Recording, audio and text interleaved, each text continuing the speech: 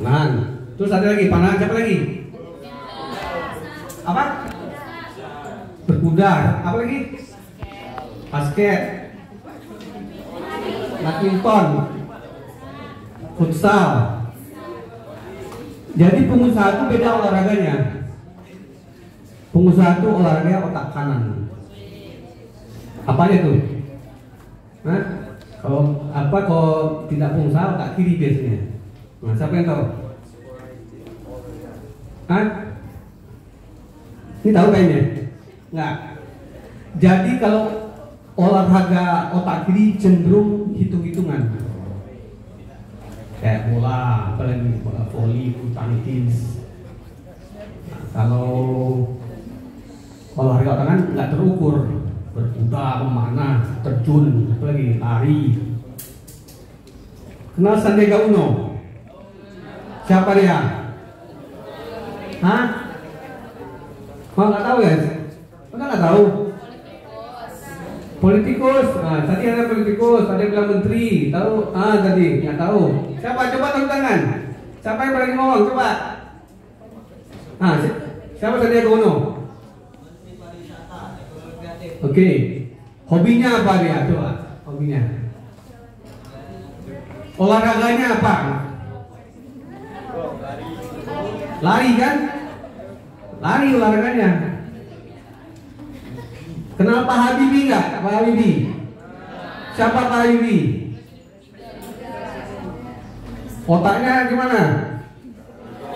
Gas. Jenius kan? Otak kiri kan? Olahraganya apa? Coba. Tahu nggak Pak Habibie? Olahraga Pak Habibie karena otak kirinya jebol, cerdas kan?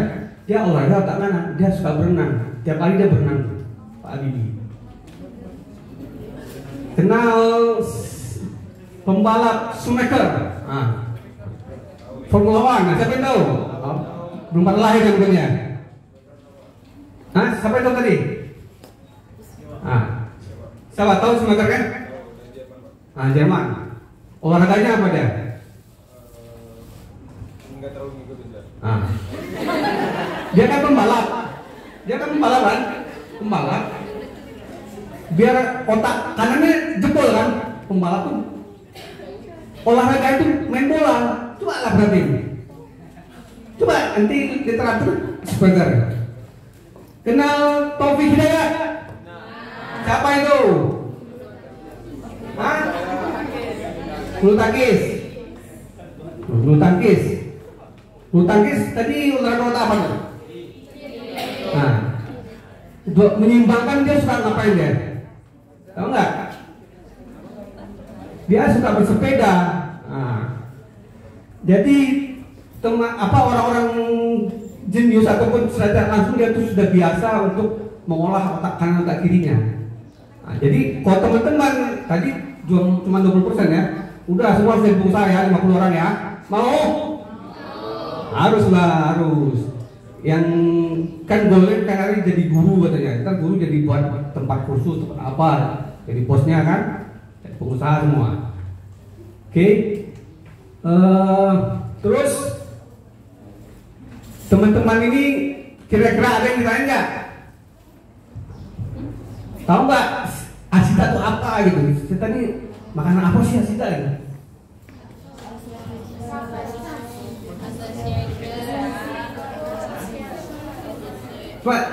Coba siapa?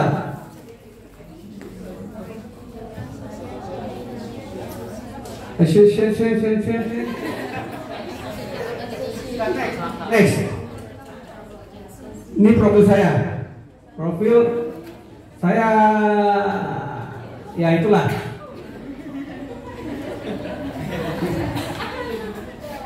TK, saya sempat TK juga. Ini kajian ada ibu masuk TK ada? Ada juga yang langsung SD biasanya kan? Terus SD Seruni Pekanbaru, Pondok Pesantren Doa Agama Muhammadiyah. Kenal Adi Hidayat? Siapa Adi Hidayat itu? Ustadz Adi Hidayat itu junior saya. Dia angkatan 20, saya angkatan 12. Cuman dia cerdas sekali ya. Adi Hidayat itu kelakuannya sama dengan Pak Habibie. Jadi kalau di rumah dia tuh senang baca, malah ibunya yang pusing. Ini anak di rumah terus, akhirnya dia diusir. Keluar kamu, main-main sama teman kamu, gitu. Keluar dia, habis keluar, terus dia lompat lagi ke jendela, masuk lagi baca lagi. Nah, itu hari dia itu, makanya cerdas sekali. Terus saya kuliah di ekonomi Bung Hatta, organisasi. Saya juga ada media. Pernah dengar riomac.com nggak? Oh, kasihan kali nggak tahu ya. Atau kurang terkenal ya. Saya punya media Riomac. Kalau YouTube-nya Riomac TV. Nah, bisa lah memenuhi channel di Riau. Baik, next. Ini tak kenal kata sayang ya. Jadi ada sebelumnya pimpinan Asita itu ada 3 orang lagi tahun 80-an. Saya lupa Pak Ibu Ratna, Sukumaningrum, ada 2 lagi itu. Terus Pak Rusdiati almarhum, Ini Marsal dia punya punya Sutra Muda. Kalau Ibnu Masud, Bapak ini punya Muhibah. Tahu kenal Muhibah? Alhamdulillah nggak tenang ya Muhibah ya. Terus Denvin Mansah, saya, terus Tan Sofi COVID kan, mari saya diamanai. Oke, saya ada usaha butik apa butik? Nah, butik bagi yang butik itu bursa tiket, butik. Jadi setiap perusahaan itu, saya cenderung orangnya soal loncat-loncat ya, biar karena pengusaha itu biasanya nggak beraturan, Pak. Biasanya kalau akademis itu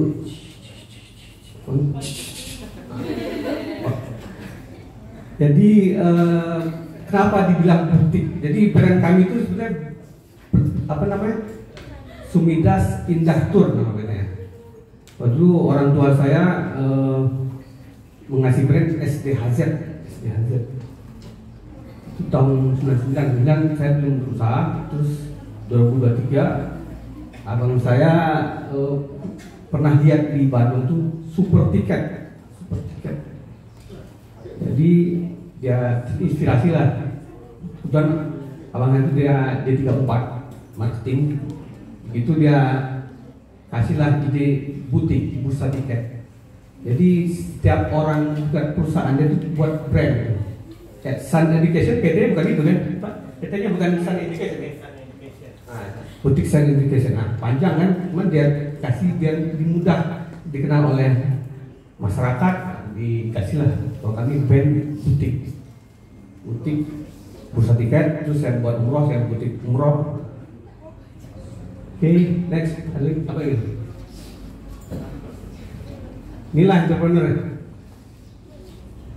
Jadi teman-teman di sini udah ada punya usaha. Apa usahanya teman? Bakaran. Angkringan. Nah, terus apa lagi? Laundry. Ini belum punya.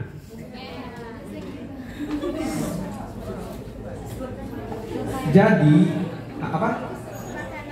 Makanan semua ya? Makanan. Di Riau ini, di Pekanbaru khususnya itu belum ada ini, jarang loh souvenir. Ini kan saya karena tourism, saya ngomong tourism ya. Kalau kita ke Lombok, ke Jogja, ke Bukit Tinggi, nah itu kalau nginep di suatu hotel itu pagi hari itu udah nampar orang tuh. Kalau baju lah, souvenir. Kalau di Bandung kita naik bus, nanti banyak apa di Borobudur juga kan. Kalau naik bus udah banyak tuh orang yang nawarin souvenir. Kalau Pekanbaru itu didiamkan tuh wisatawannya. Nah ini kan teman-teman bisa ambil peluang gitu kan. Karena saya bawa tamu kemarin, dulu ada ulang tahun damkar 100 tahun damkar di Pekanbaru, buat tamu di Palembang, bawa ke pasar bawah. Saya lihat ada jual baju. Saya tanya, ini baju dari mana? Dari Bandung. Baju dari Bandung ya, tapi mereknya Lancang Kuning, Riau. Keren. Ya intinya teman-teman bisa mengambil peluang itulah kan. Apalagi kalau orang-orang senang biasanya itu, saya belum pernah lihat itu kemarin. Pernah lihat nggak magnet, software magnet? Biasanya orang-orang luar negeri itu kalau beli souvenir itu salah satunya itu magnet kulkas. Nah di sini kamu saya belum lihat. Kalau ke Palembang ada, ke Jambi ada gitu. Apalagi Bandung semua ada kan, Jogja ada kan, Pekanbaru belum ada. Masih ada lagi peluang-peluang teman-teman untuk berbisnis gitu kan. Terus teman-teman ini udah bisnis kan, udah ada punya kartu nama nggak? Ada? Kartu nama ada? Yang tadi punya bisnis? Nggak ada kan? Nah, itu kartu nama tuh penting. Ini kalau pengen jadi usaha semua harus buat kartu nama, oke? Ini siapa namanya? Haikal. Nanti buat Haikal, mahasiswa Unilag itu Asbrik. Jadi teman-teman ini rata-rata dari mana? Asalnya dari mana? Duri. Ini semua dari Riau atau dari luar? Dari Riau ada? Anambas. Oh, Anambas. Terus Kepri ya, nama ya. Terus yang lain ada? Masih Riau dan Kepri berarti ya. Nah, teman-teman tuh harus buat kartu nama. Itu awalnya. Kalau di dunia marketing namanya ice breaking. Pernah nggak naik bus? Pernah naik bus? Pernah kan? Pernah nggak naik bus selama perjalanan nggak teguran sama orang sebelah? Pernah? Nah, kasian kan? Ini pebisnis nggak teguran tuh. 2 jam nggak teguran sama orang sebelah kan? Nah, itulah fungsi kartu nama.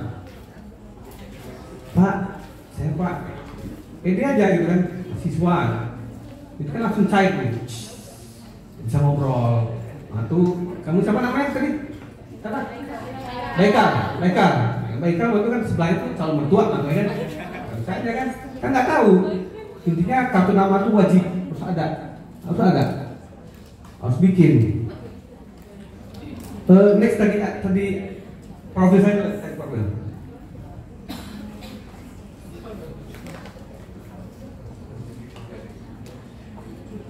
Progres. Oke, itu ada Twitter, Facebook, Instagram, YouTube. Teman-teman yang suka YouTube ada nggak? Suka YouTuber ada nggak sini? Hah? Nggak ada. YouTuber ya? Nggak ada. Oh kasihan mana deh. Biasanya kan jagonya handphone tuh, suka pegang handphone kan? Dimanfaatkan. Dan nanti saya kasih kartu nama yang mau konsultasi boleh juga, oke? Terus apa lagi nih? Ada pertanyaan nggak sih? Nah, nggak ada. Dah saya cerita aja ya. Teman-teman di Pekanbaru taunya tempat wisata apa? Apa? Lalu buatan terus. Semayang, Lukaso itu bangkinan dia, mall ya. Tahu nggak? Ukura tempat apa? Bunga. Heritage. Oke. Di Pekanbaru itu kan sebetulnya dia kota dagang. Orang-orang tuh bingung tuh. Pekanbaru tuh kota dagang, cuman orang naik turun pesawat sampai ribuan orang, bahkan 5.000 sampai 6.000. Karena orang tuh banyak orang bisnis di Pekanbaru. Nah, sebetulnya hal ini kan bisa disambut peluangnya gitu. Salahnya di Riau itu magnet itu hanya di kota Pekanbaru. Itu wakil bupati seluruh Riau ini rumahnya ada di Pekanbaru. Jadi teman-teman jangan bingung pas hari Jumat sore udah padat Pekanbaru, tumplek-bek namanya kan, di Pekanbaru semua. Karena manennya hanya di Pekanbaru, di Riau nih. Beda kalau kita geser di Sumbar, manennya ada Bukit Tinggi, Padang, Paluntu, apa lagi semua kan. Nah, terus pemerintahnya, ya mungkin ya nggak tahu ya, teman-teman jadi bupati lah di kota semua. Harusnya sinergi antara gubernur, wali kota. Dulu tuh pernah dengar Pak RZ, siapa RZ? Nggak kenal RZ ya? Gubernur RZ nggak kenal? Nah, Masih Zainal itu dulu pernah mengasih ide Pekan Sikawan namanya. Pekanbaru Siak Tampan Pelalawan. Jadi membuat Jabodetabek kan, di Jakarta, Bogor, Depok, Bekasi. Nah, cuman nggak ada sinerginya. Wali kotanya, bupati siarnya, wali pelalawannya, kantornya. Sekarang ada yang dari Siak. Siak, eventnya apa tuh Pak? Kamu orang Siak, ada event apa? Event internasional. Event sepeda apa namanya? Kita nggak tahu. Nah, Tour de Siak. Nah, Tour de Siak ya. Tour de Siak itu semenjak 2013. Cuman nggak gede-gede. Dan orang-orang namanya apa? Rider luar negeri agak kurang. Kalau saya coba itu nggak sampai lah 50 negara ikutnya. Kalau pindah dikit ke Singkara itu akan 50 negara itu. Karena pemerintah Siak itu hanya mikirin diri dia sendiri. Itu dari 2013 itu muter aja di Siak. Teman-teman tahu nggak? Tour de Singkara itu semua kabupaten di Sumatera itu dapat itu. Bahkan terakhir sebelum Covid itu dia sempat singgah ke Jambi 2 etape itu. Karena etape cuma 9 kalau di Tour de Singkara. Kalau Tour de Siak cuma 3 gitu. Nah, kemarin saya baru menjabat main 2016 kan. Saya ngomong sama Pak Samsuar dulu. Pak, Bapak kalau masih Tour de Siak di sini aja Pak, ya nggak bakal ada orang, nggak bakal menyumbang wisatawan yang gede besar. Itu tuh kan sudah menjadi kalender event bersepeda kan. Jadi orang-orang profesional dunia itu dia dilihat itu, oh di mana ya nanti ya, oh di Siak, oh di sekarang. Jadi dia sebagai profesional karena cari duit ya, cari duit. Mana saya lagi bersepeda, orang-orang yang profesional itu kan. Kalau udah biasa kayak nggak menarik ke Siak nih atau kurang tantangan, karena kan cuma 3 etape kan, itu nggak bakal rame jadinya. Sekali waktu itu pernah sekali ini tahun berapa nih? 2022 ya? 24, 2023, ini 24 ya? Dia November biasanya.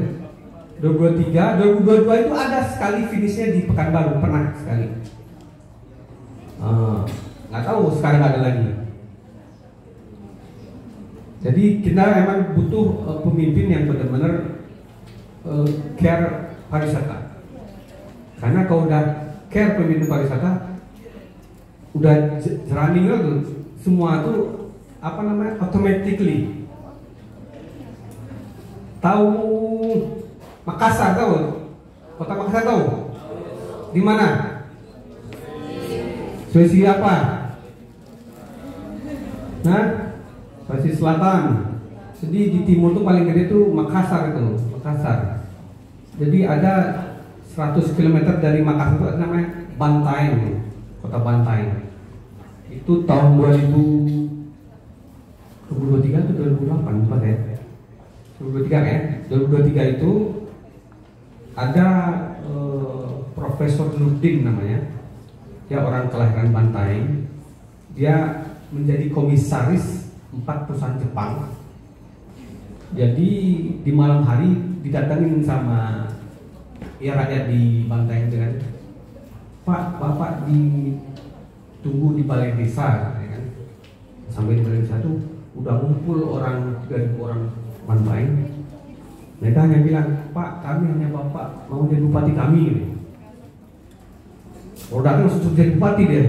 Ada Pak, mau jadi bupati. Lapor lah dia kan ke orang Jepang ya kan. Kan dia komisaris perusahaan Jepang tadi kan. Bos, saya disuruh jadi bupati di kampung saya. Kenapa?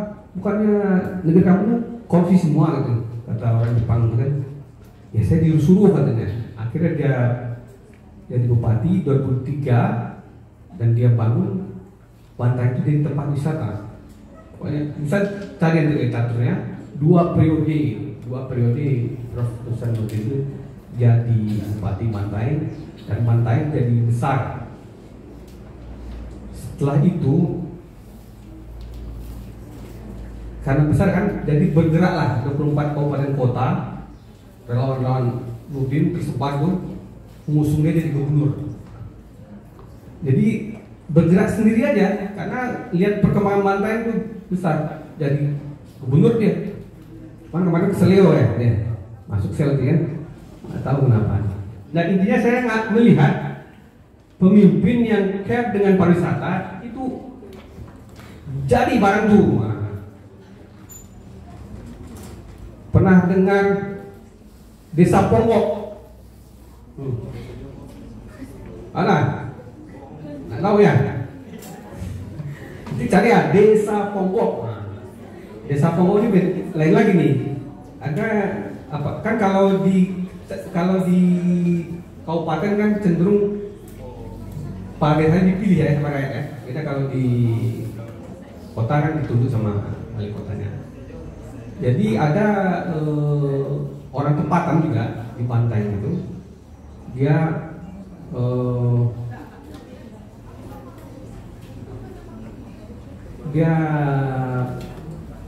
ingin sekali membangun desa dia, karena di sana tuh ada 4 titik mata air di Bantaeng. Disitulah dia mencoba untuk membangun desa dia. Dia tuh dia panggil lah, dia pergi dia ke UGM, ketemu rektornya, jadi dia MOU sama rektornya mengupayakan KKN ya, tugas nyatanya mahasiswa itu di Bantaeng itu. Sekarang Bantaeng sudah besar di tingkat desa loh, itu pariwisata lagi gitu. Wisata lagi. Intinya kalau teman-teman bisa membangun pariwisata itu udah connect semua. Kenapa Pak Jokowi bangun tol? Salah satunya buat pariwisata. Tadi Sandiaga Uno, benar ya? Sandiaga Uno itu dulu ketua umum Himpunan Pengusaha Muda tahun 2000-an lah. Jadi dia sama pengurus HIPMI itu pergi ke Malaysia ketemu PM Mahathir Muhammad. Kenal Mahathir Muhammad? Nah, nggak kenal ya? Harus tahu nanti Mahathir Muhammad itu umurnya sudah 92 tahun, masih ada, dia masih hidup ya. Dia menjabat PM 18 tahun karena dia tahu kalau pemimpin sudah sampai lebih 20 tahun itu dipengaruhi istrinya, anaknya, dikorupsi lah gitu kan. Kenal Pak Harto? Pak Soeharto nggak kenal? Siapa dia? Berapa tahun dia menguasai Indonesia? 30 berapa? Nah, yang nggak tahu Partai PAN tahu? Nanti kamu hitung tuh sudutnya berapa begitu. Nah itulah jumlah berkuasanya Pak Harto. Itu nanti logo PAN hitung tuh warna biru kan tuh, nah itulah kekuasaannya Soeharto itu. Umur 32 tahun puasa lah. Makanya sedih teman-teman, ada yang ngebrand kan enak zaman kuto, enak gimana Zaman Soeharto hina-hina masuk penjara hilang gitu. Zaman Jokowi teman-teman hina-hina santai aja kan. Nah, jadi teman-teman harus sekarang ini dunianya di Indonesia ini dunia penuh fitnah gitu kan. Jadi harus tahan. Kalau jadi manusia jangan, kalau dia begini ya jangan baperan gitu kan. Relax saja. Kalau apa namanya? Kalau anak-anak kecil itu biasanya dia apa? Dibully. Nah, dibully santai aja, tidak ada. Yang penting kitanya harus bisa mengontrol diri kitanya. Apalagi? Ada pertanyaan nggak? Nah? Tanya apa aja, serah. Nah, tahu lagi, ya. Teman-teman tahu tempat berkuda di Pekanbaru? Di mana? Di Palas di mana?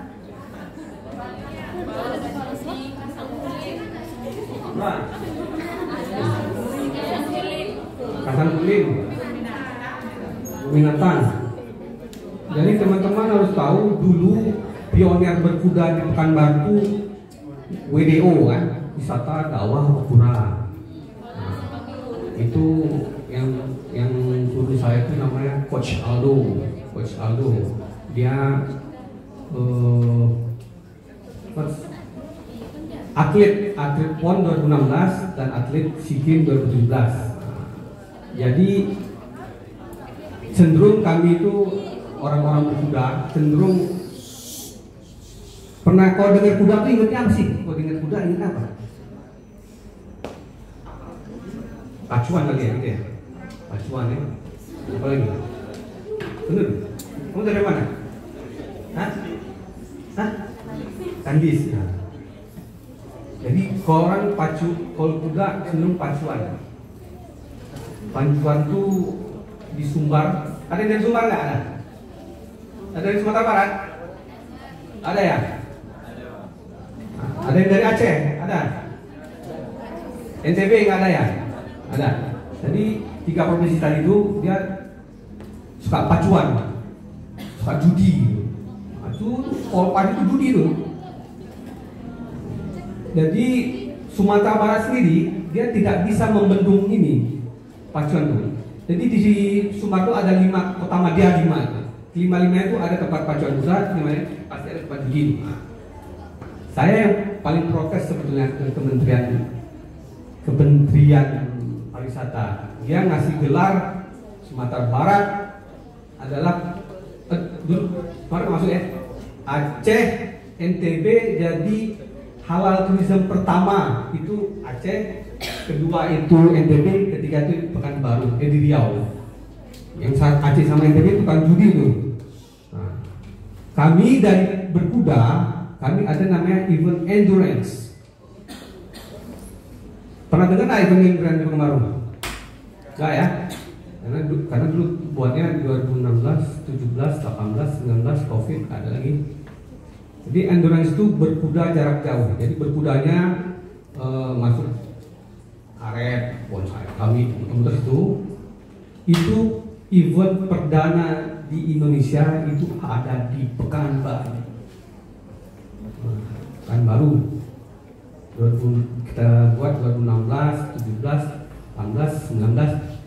Pada tahun 2018 kita lebih buat lagi event yang perdana di dunia, namanya Triathlon Sunnah. Jadi dia berkuda dari Diponegoro 20 kilo sampai ke Danau Buatan, estafet berenang 1 kilo, habis itu lari lagi 4 kilo, terus memanah. Jadi event Triathlon Sunnah itu karya Indonesia itu dari Riau, dari Pekanbaru. Sebenarnya ada buat. Karena event tersebut Riau pada tahun 2018 mendapat ranking 3 tadi, event halal tourism nomor 3 tahun 2019. 2019 itu Pak Samsua baru menjabat Februari, April udah dapat ya penghargaan itu. Ngasih kita tuh. Cuman saya paling kesel sama ini, sama kementerian lagi. Karena faktor juara itu faktor gara-gara kuda gitu ya. Cuma nggak dipublisnya ke media. Kemarin tuh ada katanya Republika 1 mungkin. Cuman itu juga udah hilang berita itu. Maka saya kesel karena Pak Samsur menyangka dia dapat itu nggak karena kuda gitu kan. Kesel ya. Karena gara-gara kuda inilah event Riau tuh juara 3. Di paling satu ada nama uniqueness, atau uniqueness. Ini di English ya, uniqueness apa? Saya nggak tahu, bro. Uniqueness is unique, oke? Pada itu ada keunikan. Situ paling satu. Makanya saya sendiri pribadi tuh, makanya saya lihat Tour de Sia, apalagi itu orang banyak lata-lata kan. Orang buat sepeda, kita buat sepeda. Orang buat ini kita buat sini. Yang endurance itu nggak ada di Indonesia, nggak ada. Ada di Riau, di Pekanbaru. Nah, pemerintah nggak tahu itu. Saya buka aja sini ya. Kami ada atlet berkuda, ada banyak. Berkuda itu nama persatuan Persatuan Olahraga Berkuda Indonesia di Riau. Atletnya itu banyak sekali, tapi nggak dipakai di Riau. Besok PON ya. PON di Aceh di mana tahu? PON di Aceh kapan tahu? Wah, teman-teman harus tahu lah. PON itu nanti di Aceh. PON apa? Jadi PON nggak tahu apa arti PON. Di mana nanti? Di Aceh sama dan Medan. Semut. Kapan? Jangan atlet kamu tuh. Mana tadi? Atlet catur. Kan kemarin ke Sikim ada dari Unila kan 2 orang. Lihat gambarnya ada. Jadi ibu kotanya nanti tuan rumahnya adalah Aceh Sumut. Aceh Sumut karena kami disingkirkan lah atlet Riau ini. Kami dipakai tuh nggak? Kami dipakai di Aceh, kami dipakai di Selatan, kami dipakai di TB, kami dipakai di Papua. 4 provinsi ini atlet dari Riau semua. Gila kan? Pemerintah nggak, aduh. Ya biasa itu, karena nggak peduli ya gitu lah. Terus apa lagi nih? Ada pertanyaan? Ada pertanyaan? Saya lebih kalau pertanyaan saya cenderung muter lah otak saya. Ada nggak? Bebas saja tanya. Mau jadi apa? Saya mau jadi ini. Gimana? Terus saya coba slide pertama.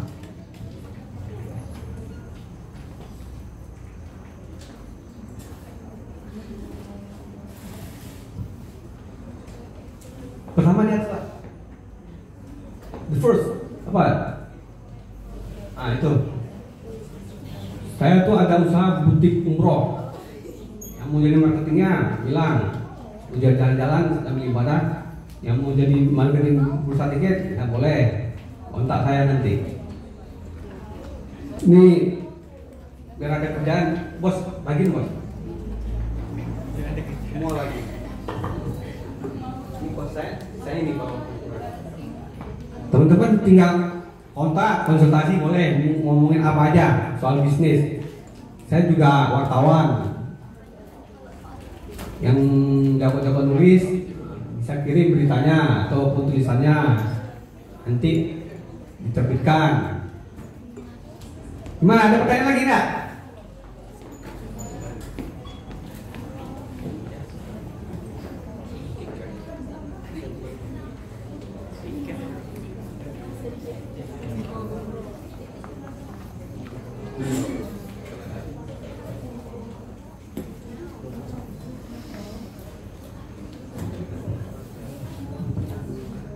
Atau ada pertanyaan mana?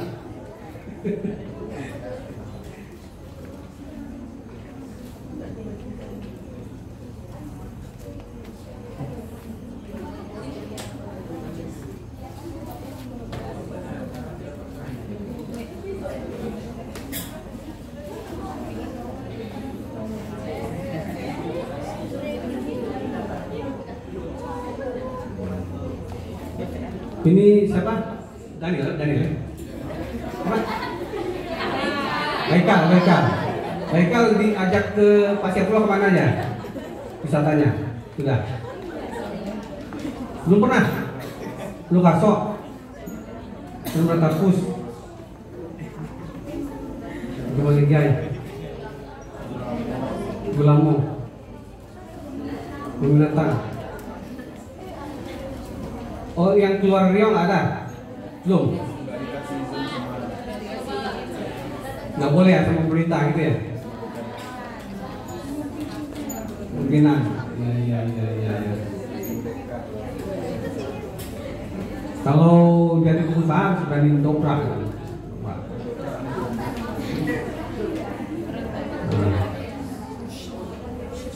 Gimana? Cukup sekian? Sekian. Baik, mungkin saya pikir cukup. Nanti kalau tanya silakan. Kalau malu-malu tinggal WA. Wassalamualaikum warahmatullahi wabarakatuh.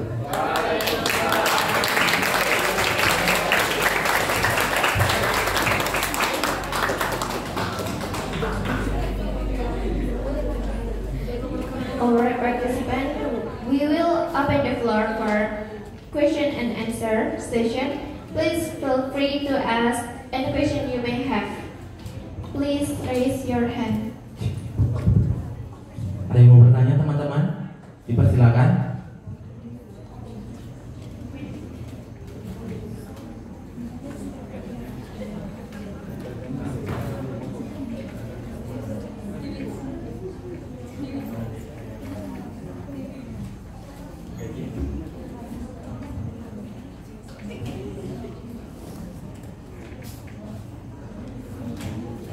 Baik Pak, kalau tidak ada yang bertanya mungkin saya yang bertanya, boleh ya teman-teman ya?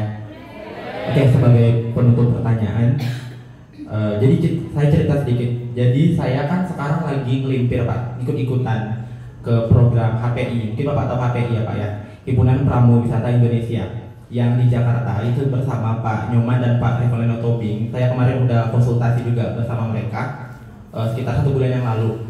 Di awal pembahasan tadi Bapak menceritakan tentang Riau ini kurang akan promosi, terusnya di bidang pariwisata dan tourism seperti itu kan Pak. Terus dari pihak sananya mengatakan kepada saya bukan kurang promosi, tapi kurangnya kepedulian terhadap sektor pariwisata. Sebenarnya Riau ini nggak kalah pariwisatanya dengan yang ada di Sumbar, di Sumatera Utara dan daerah sekitarnya. Nah, pertanyaan saya itu seperti ini Pak. Kita kan sebagai mahasiswa, bisa nggak Bapak kasihkan motivasi pada kami bagaimana cara kami, karena kan kami kan masih awam, belum tahu bagaimana melangkahnya.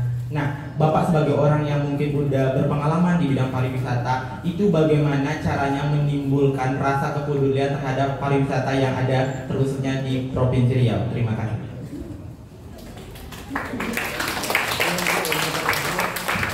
Baik. Sama Pak? Ilham dari mana? Kamaru.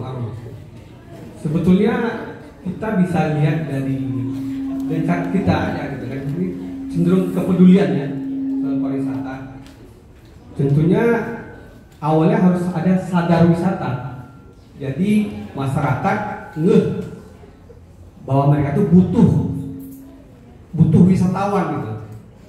Kalau butuh wisatawan kan orang tuh pengen sesuatu itu, dia lihat dulu ada nggak manfaat buat saya, itu kan, ada nggak manfaat buat saya. Kalau ada, nanti saya bisa di sana. Tentu pemerintah berupaya, kan padahal ada tuh Pokdarwis ya, maksudnya kelompok sadar wisata ada kan. Nah, itu Pokdarwis itu, mohon maaf nggak begitu jalan gitu. Kalau jalan masyarakat, oh kalau masyarakat nggak gitu, oh sadar wisata, jadi dia memang butuh. Sekarang pemerintah harus maksimal dengan homestay-nya. Ini homestay kan untuk menyentuh masyarakat, bagaimana benar-benar masyarakat tuh butuh wisatawan. Pemerintah wajib berani keluar duit. Misalnya siapa Daniel kan? Ilham punya kamar, punya rumah 3 gitu kan? Kamarnya 3 gitu. Pemerintah wajib ngasih Ilham, kamu buat nih 15 juta nih buat kamar kamu, mau bagusin. Jadi nanti itu wisatawan saya kasih ke kamu gitu. Hal-hal itu pemerintah harus benar-benar. Memang pemerintah sempat saya lihat dia rangkul salah satu hotel di Pekanbaru, cuma nggak serius banget gitu kan. Sekarang kalau si yang punya rumah nggak ngerti, ngapain Pak ngasih, nggak ngerti gimana. Memang kalau dia dikasih edukasi, ibu, bapak, dengan ibu ngasih kamar ini terus buat tahu ibu dapat duit gitu kan. Apa? Ibu tinggal menyiapkan sarapannya, ataupun kalau dia pengen 2 semalam, tadi ibu siapkan makan malam, makan siang. Kan masalah senang juga tuh, tidur di rumah dia, terus dapat yang wisatawan dapat hal keluarganya, dapat duit. Intinya bagaimana peluang-peluang ini emang benar-benar dirasakan masyarakat ya. Intinya dari awalnya sadar wisata harus benar-benar pemerintah genjot. Kalau kita yang swasta ini bisanya cuman gembor-gembor aja. Cuman kan nilai promosi itu apa? Biaya promosi itu besar. Saya mau maaf ya, contoh dikit. Kenal itu kan, Sempurna ya. Saya nggak merokok. Cuman rokok Sempurna itu keuntungannya 50% itu buat promosi. Gila nggak tuh? Sekarang pemerintah berani nggak ngasih swasta ini 50%? Sekarang pendapatan, ini Pekanbaru ya, pendapatan dari pariwisata, kan kalau pariwisata itu biasanya makanan, hotel itu di Pekanbaru itu sampai 150 miliar pada tahun 2019, tapi ngocor keluarnya ke dinas pariwisata nggak sampai 10%. Gila tuh, gimana ceritanya? Nah, duitnya banyak dari pariwisata. Harusnya kan kalau dia ngeh itu siapa? Pemerintah Pekanbaru kasih 50% buat dinas pariwisata, pengennya apa ini enggak, ini enggak. Kalau tadi di awal saya kasih tahu, kalau pemerintah itu tahu pengen daerahnya itu running well autopilot, lu benerin di pariwisata, dah duduk tenang tuh, ngerokok aja tuh PJ wali kota tuh. Pariwisatanya dibaguskan, infrastruktur apalagi itu, yang tadi homestay semua. Intinya pemerintahnya dulu sadar wisata, harus selesai bareng tuh. Terima kasih.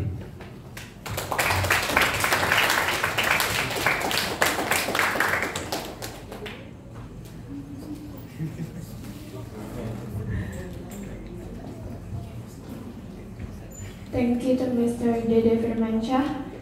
Before we close today's event, Mr. Felix Irawan will give some motivation for all of us. To Mr. Felix Irawan. Penutup buat teman-teman, ingat satu hal dalam hidup itu adalah apa yang kalian pikirkan itu yang akan kalian dapatkan. Apa yang kalian cita-citakan dan diikuti dengan usaha itu akan kalian peroleh. Saya sekedar cerita penutup bahwa ketika suatu pikiran kalian negatif, maka beri hasil negatif. Entah itu latar belakang ataupun masalah yang ada di kalian pernah jalani, lalu kalian merekamnya sebagai hal negatif, maka timbul negatif yang akan berefek di masa depan.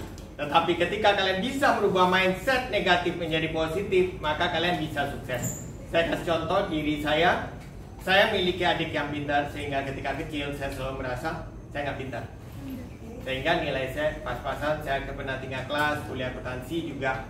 Matematika saya jago. Kalau dibilang saya bodoh, saya 100 UN, ujian negara. Beda ya kalau ujian sekarang kan sekolah rapot kan. Kalau ujian negara tuh soal dari Jakarta kirim ke daerah. 100 matematika SMP. Bukti saya SMP padahal saya tinggal kelas. Bukti bahwa ada kemampuan akademis. Saya kuliah akuntansi 2,54. Tapi saya kuliah psikologi 3,93. Saya pernah bangun mindset positif yang berhasil tahun ini. Saya bangun adalah satu anak Jakarta. Dia di offer ke IPS, pada anaknya pintar. Saya cuma lihat ada pikiran dia negatif. Ketika dia mau interview beasiswa, saya bangun konseling. Saya cuma bilang, you are a smart boy. Saya tanamkan pikiran dia menjadi seorang engineer, ambil jurusan fisika. Padahal ketika konseling sama saya di SMP, dia konseling adalah dia mau jadi bisnis. Dia berpikir bapaknya kaya, sukses. nerusin. Dan jaringan bisnisnya kuat. Termasuk saya nggak akan sebut kaya kalau di rumahnya hanya ada pos satpam. Saya sebut seseorang tuh kaya betul apabila di rumahnya tuh ada rumah satpam. Beda rumah satpam dan pos satpam. Pos satpam tuh adalah cuma sebuah pos itu. Tapi rumah satpam itu ada kamar mandi, ada dapur khusus satpam. Dia punya. Berarti dia kaya. Saya brainwash dan dia SMP itu dari national curriculum pindah ke internasional, dapat scholarship dan dia tamat the best student. Dan join to top university in Canada, Toronto. Dari anak yang dibuang sekolah nasional ke IPS, dia go internasional ambil engineering. Mathematics. Saya cuma bilang sama kalian, saya ke Perancis di start dari dinding belakang meja kerja saya tempel menara Eiffel punya poster. Udah saya buang berapa tahun kemudian. Saya kerja pendidikan tahun 2098 saya ketemu pameran pendidikan Canada Education, saya pergi, saya pelajari dan saya di sana kumpul brosurnya, saya bawa pulang dan baru saya buka Education 2015, 15 tahun. Dan saya bilang pada kalian, saya konsultan pendidikan luar negeri, bermimpilah lebih besar. Entah kalian dapat beasiswa, entah kalian ambil WHV ke luar negeri, working holiday visa, cari informasi seluas-luasnya. Kalau kalian mau invite saya bersedia bantu kalian untuk kasih seminar khusus. No need to pay. Atau kalian bisa datang beberapa orang, 15 orang ke kantor. Pak, boleh nggak kami atur sesi buat kami konseling ramai-ramai tentang scholar, tentang itu boleh. Kalian cari saya, tanya. Saya cuma bilang mindset. Yang kedua, ketika kalian pegang anak, kalian gerak pendidikan, jadilah pembawa berkat. Jangan menjadi pembawa masalah. Kenapa? Karena saya ketemu ketika guru menyatakan pada anak, itu aja kok nggak bisa, itu menjadi anaknya bodoh. Tapi ketika guru itu berkata, kamu hebat, kan mungkin tahu di pasar kan ngajar masih muji anak ya. Kalau di Kumon selalu disuruh tulis 100, salah kamu betulin ya. Begitu dia dapat 100, pintar ya dek, walau di atasnya ampun deh salahnya banyak. Tapi diupayakan supaya mereka tuh. Dan ketika mereka selesai pujian itulah yang membangun sebuah mindset ketika kalian bergerak nanti di pendidikan. Kita kalian jadi guru karena kalian SPD, saya bilang kalian jadi buah berkat, kalian sebagai motivator kehidupan. Success start from yourself, tapi sukses orang lain kalian juga bertanggung jawab karena kalian jadi buah berkat. Makasih.